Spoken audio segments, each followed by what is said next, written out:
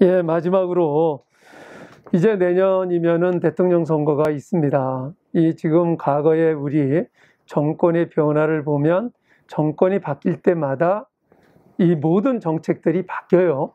심지어는 같은 당에서 정권을 재창출을 해도 이 정책이 변화하는 것은 어쩔 수가 없는 것 같아요.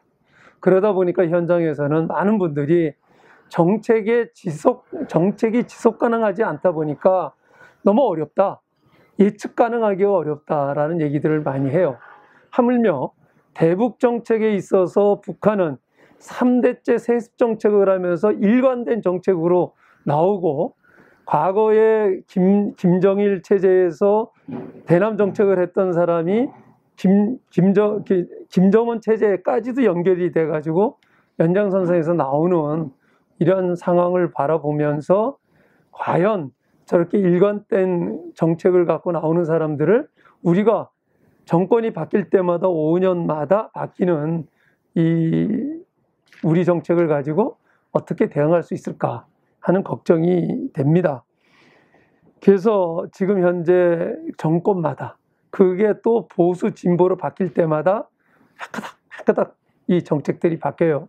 이 부분에 대해서는 어떻게 생각을 하시는지 지금 이미 답은 주신 것 같아요. 우리 김승남 회장님께서 정권이 바뀌고 진보든 보수든 대북 정책에 있어서만큼은 일관되게 좀 갔으면, 지속 가능하게 갔으면 좋겠다. 이 부분에 대해서 우리 강수민 학생부터 한번 말씀해 주시기 바랍니다. 저희 세대가 이 문제의 가장 큰 피해자이기도 하거든요.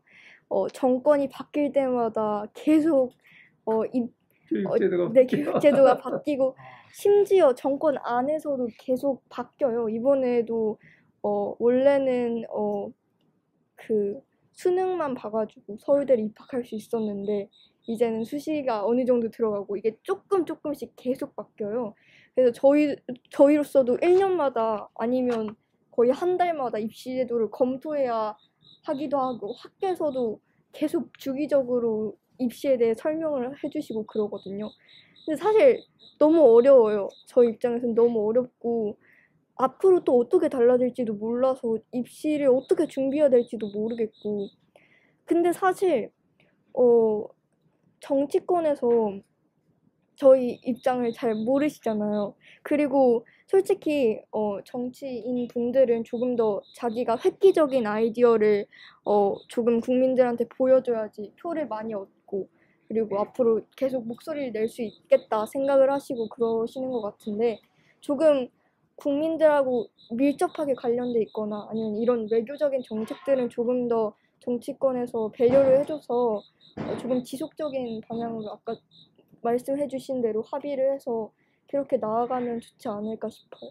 우리 이현정 씨는 어떻게 생각하세요? 저는 정책의 일관성이 그 신뢰라는 자산을 형성하는 데 매우 중요하다고 생각은 합니다. 매우 중요한 부분이고, 근데 이제 정책의 일관성이 지금의 그런 우리 그간에 해왔던 그 패턴 그대로의 반복되는 실수처럼 정책의 일관성이 가면은 좀 안 된다고 생각을 하고요. 앞서 제안드렸던 것처럼 그런 대북 문제의 경우는, 대북 정책에 관련된 거는 앞으로 살아갈 날이 더 많은 젊은 세대들의 관점과 가치관과 의견을 좀 더 많이 반영을 해서, 만약에 가능하다면 실무 담당자도 그런 젊은 사람들로 좀 포진을 하셔서 하시면 어떨까라는 생각이 들고요. 그리고 이제 솔직하게 공유할 수 있는 거는 좀 공유 좀 해야 된다고 생각을 해요. 무작정 숨긴다고 해서 국민들이 뭐 신뢰하고 믿고 그러지는 않는다라는 것을 좀 직시를 좀 하고, 그리고 우리가 뼈아픈 실책이라고 하더라도 이렇게 노력했으나 이렇게 됐습니다. 죄송합니다. 더 노력하겠습니다라는 그런 솔직하고 진솔한 태도가 어쩌면 국민들에게 더 큰 울림을 줄 수 있거든요. 그래서 그런 용기 있는 태도를 좀 대북 정책에서도 좀 갖춰주셨으면 좋겠습니다. 예, 꽤 있는 말입니다. 우리 임주혜 조교님은 어떻게 생각하세요? 저도 일관된 정책 추진하는 데 동의하는 바인데요.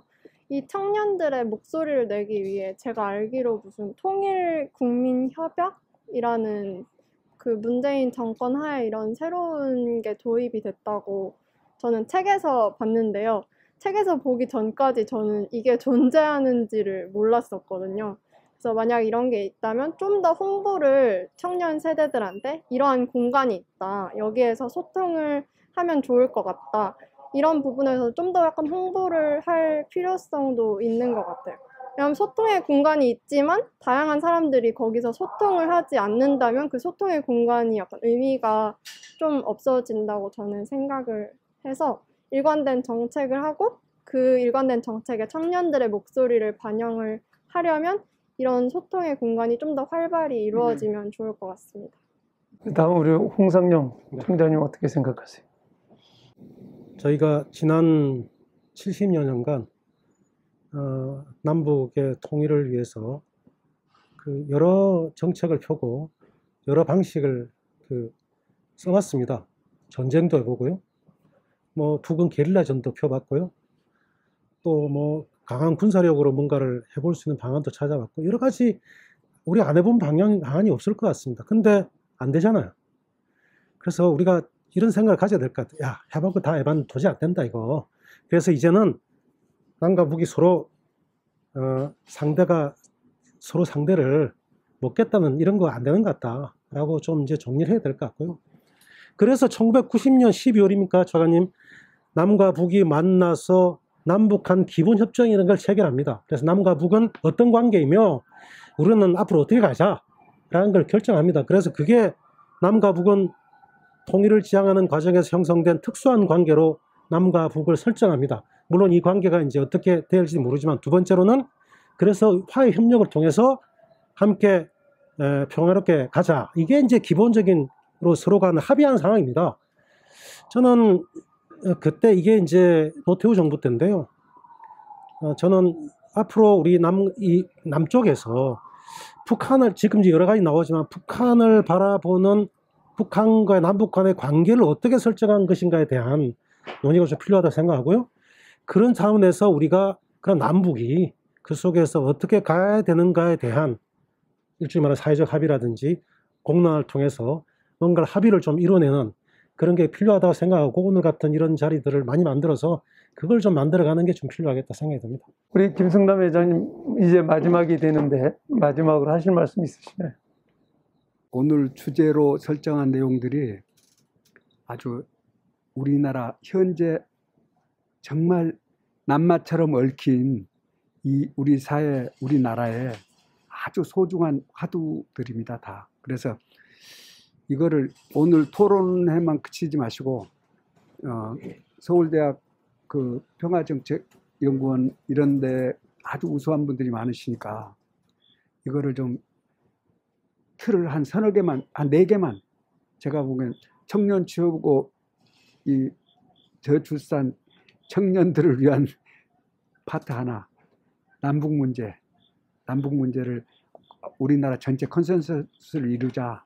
또 북한 문제나 이 한미 동맹이나 이런 그 우리나라 안보를 하는 여러 문제, 또 지금 우리나라가 후진성을 면치 못하는 가장 큰 요인이 교육입니다. 교육이 정말 옛날 일제시대 교육을 지금 따라가고 있는 겁니다. 그래서 교육을 어떻게 변화시킬 건가, 이 네 가지 주제로 한번 좀 한 5년이면 5년, 10년이면 10년 이렇게 중요한 테마별로 발전을 시켰으면 좋겠습니다. 그래서 이런 거를 뜻을 같이 하는 사람들이 있으면 제가 좀 모아드릴 테니까. 네. 왜냐하면은 혁명이나 어떤 큰 변화는 이렇게 몇 사람으로 안 되는 거거든요. 네트워킹이 있어야 되거든요. 그래서 제가 항상 젊은 청년들에게 너희가 세상을 바꿔라, 엎어라, 막 이렇게 얘기하거든요. 근데 요 주제를 제가 어저께 딱 읽고, 야, 이거 정말 너무 훌륭한 주제다.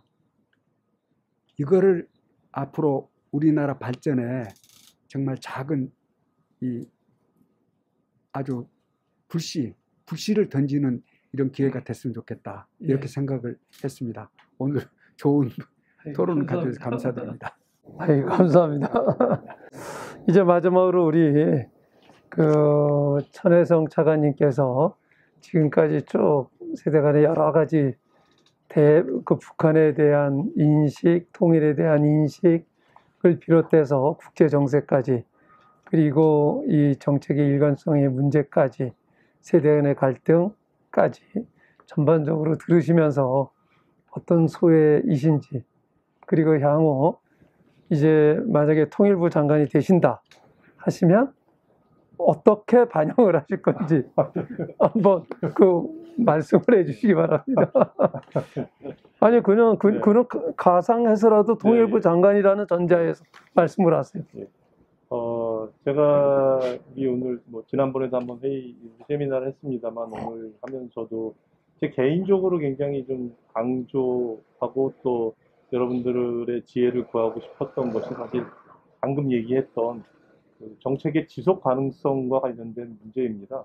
제 개인적으로 어쨌든 88년부터 시작해서 지금 우리 헌법 5년 단임제 대통령제에서 7분의 대통령을 모시고 일을 했습니다. 지금은 뭐 서울대학교에 있지만, 그래서 각 정부마다 당연히 국민의 선택을 받았고 국민의 지지를 받아서 그때의 시대 정신과 이런 걸 반영한 뭐 대북 정책을 추진을 해왔고요.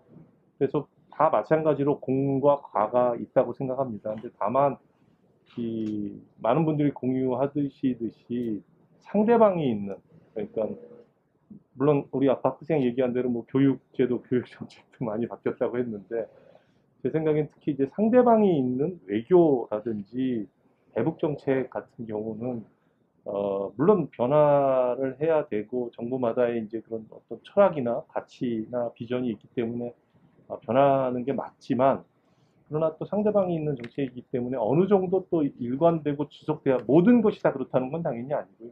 일정 부분은 변화하더라도 그 정책 영역 중에 또 상당 부분은 지속한다. 그리고 대한민국 정부와 어떤 합의한 사항은 설사 정부가 바뀌더라도 교체가 되던 재창출이 되던 그게 계속 이행한다라는 그런 신뢰가 있어야 그 정책의 효과가 있는 것이거든요.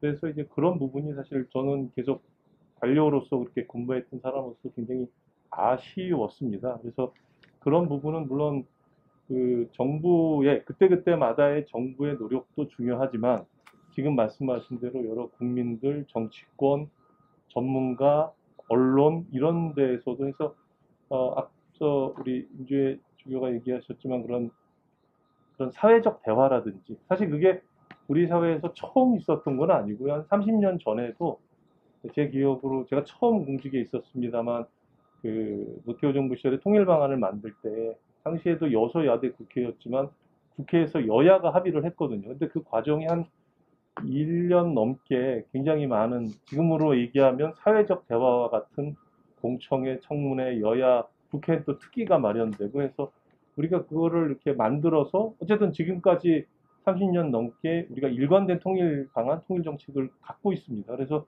꼭 우리가 그 여러 가지 차이가 있지만 그걸 못하거나 하는 건 아니고요. 할 수 있기 때문에 그런 방향에서 아까 우리 김성환 회장님 말씀하신 대로 뭐 이런 뭐 서울대학교 같은 또는 이런 연구기관들이 뭐 나서든 어떤 우리 사회에 좀 같이 관심을 가져주셨으면 좋겠다는 생각이 들고요. 마지막으로 뭐 의원님 방금 말씀하셨습니다만 사실 지금 뭐 남북 관계가 굉장히 어렵습니다. 그리고 뭐 아까 우리 미중 갈등 얘기했지만 이런 게 어쩔 수 없이 국제 정세의 변화도 많이 받고 있고, 한편으로는 그런 변화에 능동적으로 대응도 하면서 또 우리의 또 독자적인 입장을 또 해야 되는 여러 균형이 저는 좀 필요한 것 같고요. 조금 더 우리가 원칙을 분명히 하되 그러나 또 유연성도 발휘하는 그런 지혜가 필요한 시기가 아닌가 하는 생각을 했습니다. 오늘 하여튼 여러분들 좋은 말씀 들어서 저 개인적으로도 정말 많은 공부가 됐습니다. 감사합니다. 예, 감사합니다. 정말 장시간 여러분들께서 함께 해주셨는데요. 저는 오늘 그 여러분들과 이 문제를 가지고 토론을 하면서 결국 이 통일 문제라든지 대북 문제라든지 이런 것들이 그 세대를 불문하고 시대가 바뀌면 바뀌는 대로 변화하고 있구나. 이 변화하는 데에 우리가 얼마만큼 능동적으로 대처를 해야 되는가. 정치권에 있었던 한 사람으로서 굉장히 반성을 하게 됩니다. 미래학자 이미 돌아가셨지만 엘빈 토플러가 이런 얘기를 했죠. 세계의 이 문명, 기술 문명은 발달 속도가 100마일로 달리고 있는데 정치는 3마일로 가고 있고 법 제도는 1마일로 간다. 이 말이 굉장히 실감이 나요. 지금 시대는 굉장히 많이 바뀌었어요. 근데 지금 우리는 87년도에 그 바뀐 육공화국 체제 속에서 멈춰 있는 거죠. 이 87년만 하더라도 그 당시에 개헌을 할 당시에 우리나라의 1인당 국민소득이 3,000불 되었습니다. 근데 지금 34년이 지났는데 지금 오늘날에는 세계 10위권대 1인당 국민소득은 3만 불이 넘는 시대가 됐어요. 그만큼 사이즈도 커졌고 생각도 많이 바뀌었고 그럼에도 불구하고 그 헌법 체계 속에 그대로 머물러 있기 때문에 지금 오늘 여기 이 자리에서 논의한 내용만 가지고 보더라도 지금 이 헌법이 안 맞는 거죠. 이제는 이 헌법 체계까지도 근본을 바꿔야 될 시점이 오지 않았는가 하는 생각을 갖게 합니다. 오늘 우리 김승남 회장님, 홍상영 사무총장님, 이윤정 이윤정 씨, 임주혜 조교, 그리고 우리 강수민 학생 정말 어려운 자리 마련해 주셨고 아주 의미 있게 좋은 말씀들을 많이 주셨습니다. 우리 서울대학교 통일평화연구원에서 지금 진행하고 있는 그 남남 갈등 문제를 어떻게 해소할 것인가 뿐만이 아니라 여러분들께 주신 말씀들은 향후 그 통일 정책을 우리가 계속 연구하는 데에도 큰 자료가 될 거라고 생각을 합니다. 오늘 모처럼 야외에서 한번 한다고 했는데 시간이 가면서 해도 바뀌어요. 그러면서 서울 시내가 쫙 내려다 보여서 우리는 좋았는데 아마 향후 나중에 이 비디오를 보시는 분들은 좀 짜증이 나시지 않을까. 온갖 소음들이 다 들어오는 것 같아요. 서울 시내에서 들어오는 모든 소음들을 다 담아서 여러분들과 함께 했습니다. 감사합니다. 감사합니다.